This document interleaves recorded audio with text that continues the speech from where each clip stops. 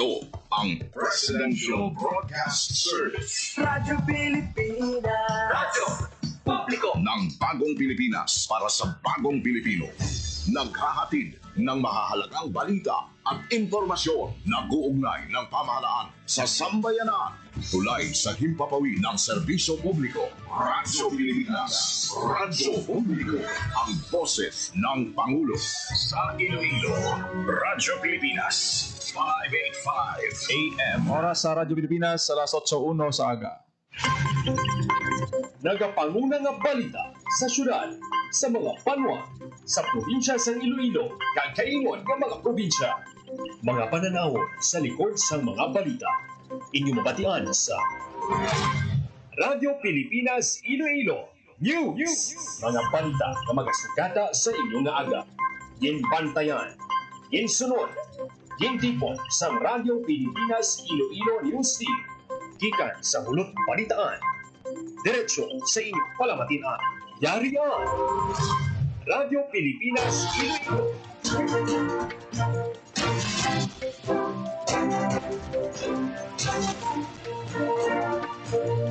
Mayong aga Pilipinas, good morning Western Visayas. Welcome sa Radyo Pilipinas News sa buong adlaw sang Martes, Hulyo 22, 2025. Ako ang inyong tagbalita, Janelle Baclay, kagkaroon sa aton ng mga pangulong dinalan.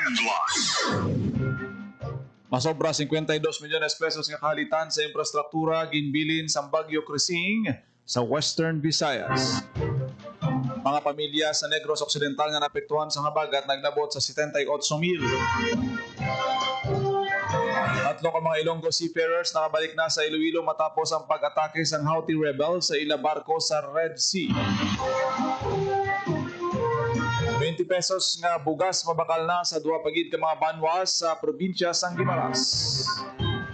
Iloilo City Mayor Raisa Treñas ginbisitahan ang pila ka mga barangay nga ginbahaan sa syudad sang Iloilo. Libre nga konsulta kag bulong gindalaman sang City Health Office sa mga barangay nga naapektuhan sang baha.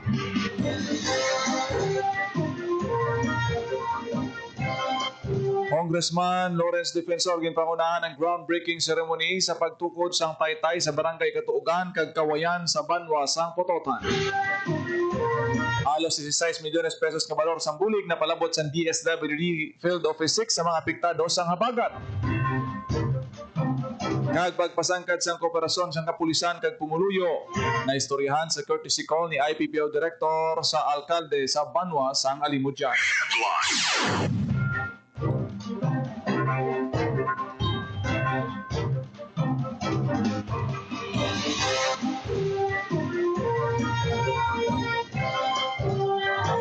Oras sa Radyo Pilipinas alas 8:04 sa aga kagkaroon sa detalye sa aton mga balita lokal. Pilipinas. Radyo Pilipinas News. Naglabot sa 52 milyones pesos ang balor sang kahalitan sa infrastruktura nga ginbilin sa Bagyo Crising sa Western Visayas. Sinasandig sa Calamity Damage Infrastructure Report sa Department of Public Works and Highways Region 6 sa 52 milyones pesos ang kahalitan.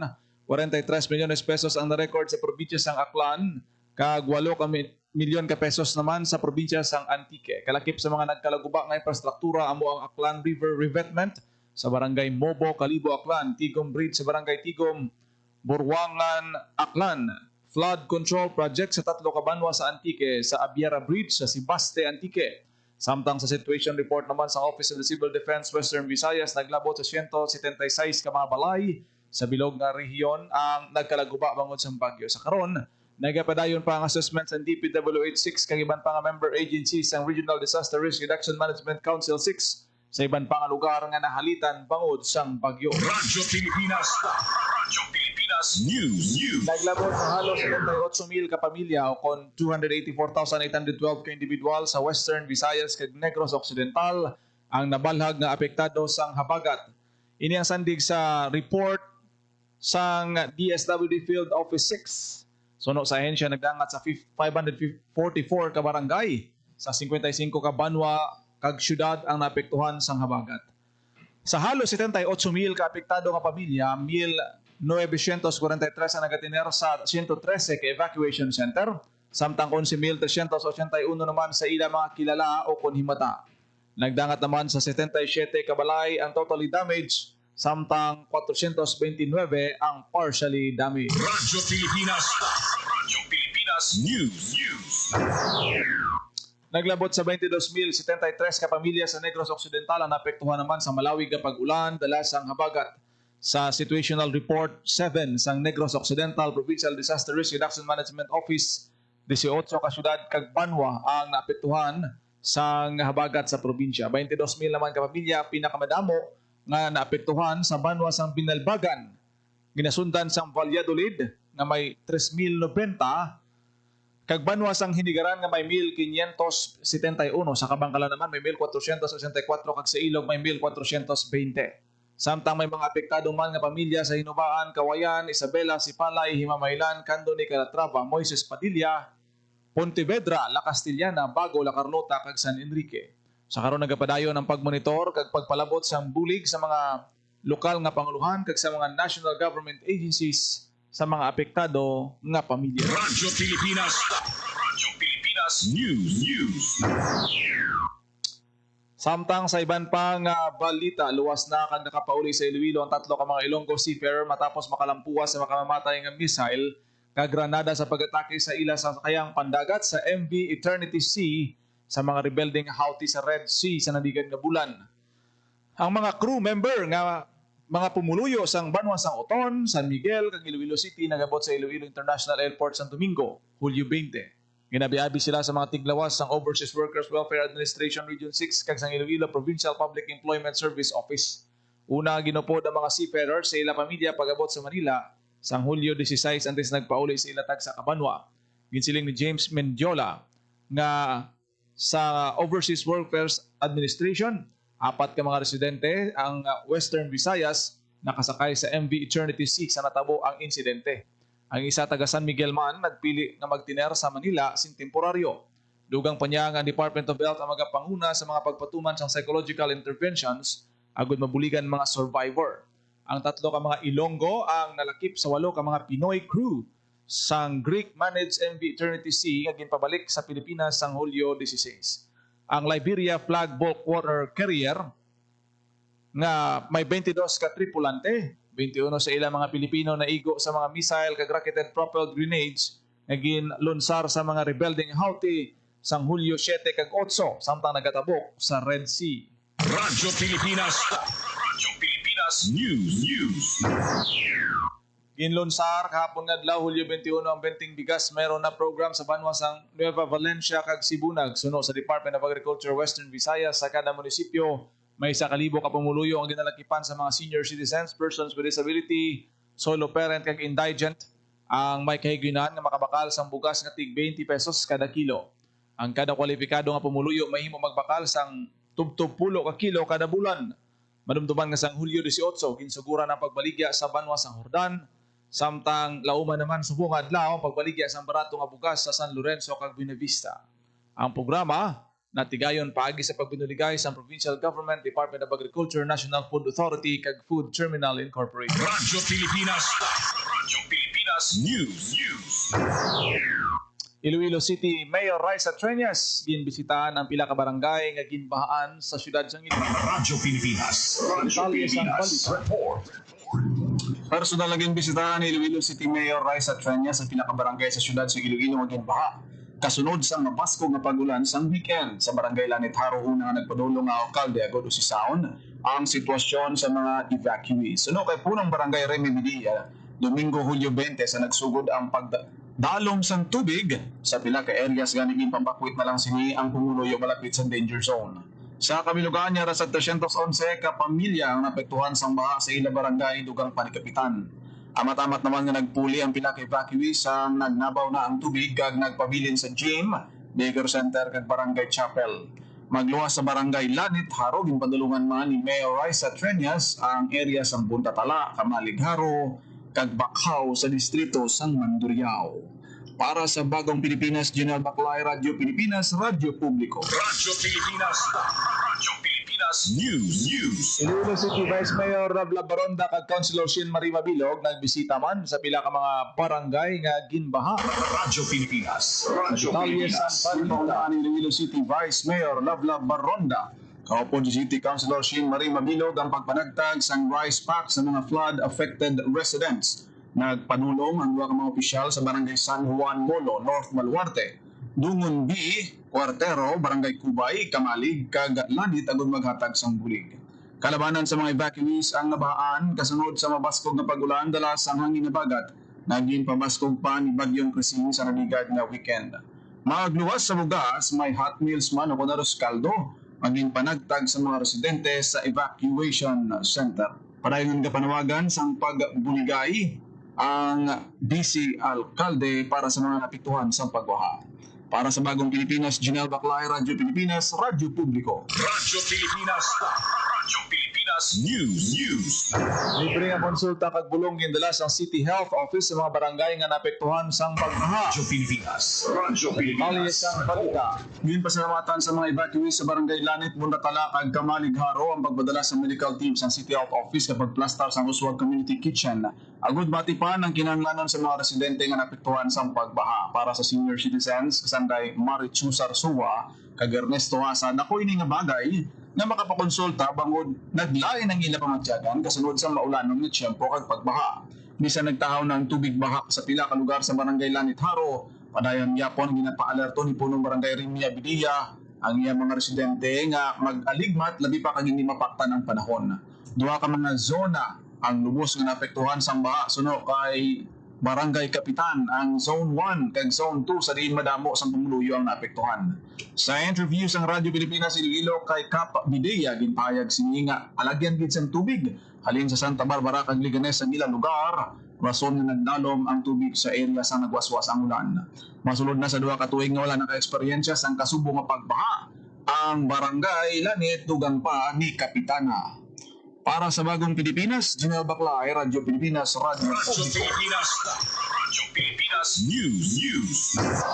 Una ni Iloilo 3rd District Representative Lawrence Defensor ang groundbreaking ceremony sa pagtukod sang taytay sa Barangay Katuogan tubtob sa Barangay Kawayan, Pututan, Iloilo kahapon nga adlaw. Ang proyekto nagabalor sang 49 million pesos ka may laba sang 71.3 lineal meters nga nag-umpisa subong nga bulan sang Hulyo ka magalawig tubtob sa Enero 16. Magluwas sa nainabitan nga proyekto, may patindugon man nga multipurpose building ang sa Edmundo Dayot Memorial Elementary School, Barangay Katuogan. Kumplitohon man ang pagpatindog sa multipurpose building sa Barangay Katuogan. Radyo Pilipinas. Radyo Pilipinas News. Nagpreparar sa mga child-friendly spaces activities ang Department of Social Welfare and Development Negros Island Region sa mga bata sa hinigaran kag binalbagan sa Negros nga duha ka pinakaapektado sang habagat sa nasambit nga probinsya. Lakip sa mga aktibidad ang storytelling kag recreational play sa tuyo nga matagan sang psychosocial support ang mga bata nga evacuee. Suno sa DSWD NIR ang mga aktibidad kabahin sa ilang holistic approach sa disaster response kag child protection santo sa nanging direktiba ni President Ferdinand R. Marcos Jr. Radyo Pilipinas. Radyo Pilipinas News. Nagsaka na sa 15.8 million pesos nga balor sang bulig nga napalabot sang DSWD sa mga pamilya sa Panay kag Negros Occidental nga apektado sang habagat. Sandig sa Dromic Report 8 sang ahensya sa nasambit nga kantidad, 10.4 million pesos nga balor sang food kag non-food items sa napalabot sang ahensya sa Negros Occidental. Nagpalabot man ang DSWD Field Office 6 ang masobra 3.3 million pesos nga balor sang food items sa Antique, 980,000 pesos sa Capi, 600,000 pesos sa Iloilo City, 520,000 pesos sa Aklan, kag halos 15,000 pesos naman sa Iloilo Province. Magduwa sa DSWD, nagpalabot man ang mga lokal nga panguluhan kag pribadong organisasyon sang masobra 3.5 million pesos nga balor sang bulig. Ang DSWD Field Office 6 may available nga masobra 131.5 million pesos nga balor sang relief assistance nga handa nga ipalabot sa mga magakinahanglan nga lokal nga panguluhan. Radyo Pilipinas. Radyo Pilipinas News. Ayun ang ginabihabi ni Alimudjan Mayor Ayan Kenneth Alfeche, si Police Colonel Bayani Razalan, ang IPPO Director, sa iya pag-courtesy call kahapon nga adlaw. Nastoryahan sa courtesy call ang pagpasangkad sang kooperasyon kag pagbinuligay sang kapulisan kag lokal nga gobyerno para sa kalinungan kag kauswagan sang banwa sang Alimudjan.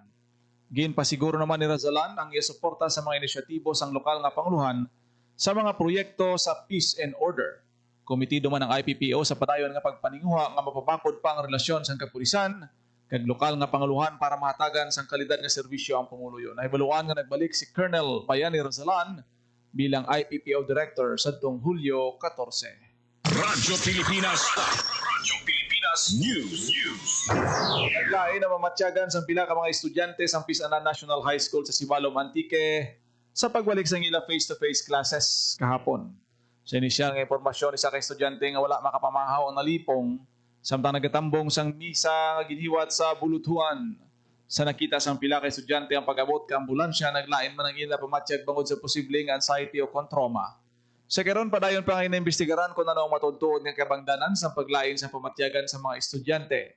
Sang Hulyo 2 sang masobra 2 kagatos ka estudyante sa nasambit nga eskwelahan ang gindala sa balay Bululngan matapos naglain ng ila pamatyag kasunod sang pagkahaklo sang paho kaangay sang iya kaluto nga bayabas. Radyo Pilipinas. Radyo Pilipinas News.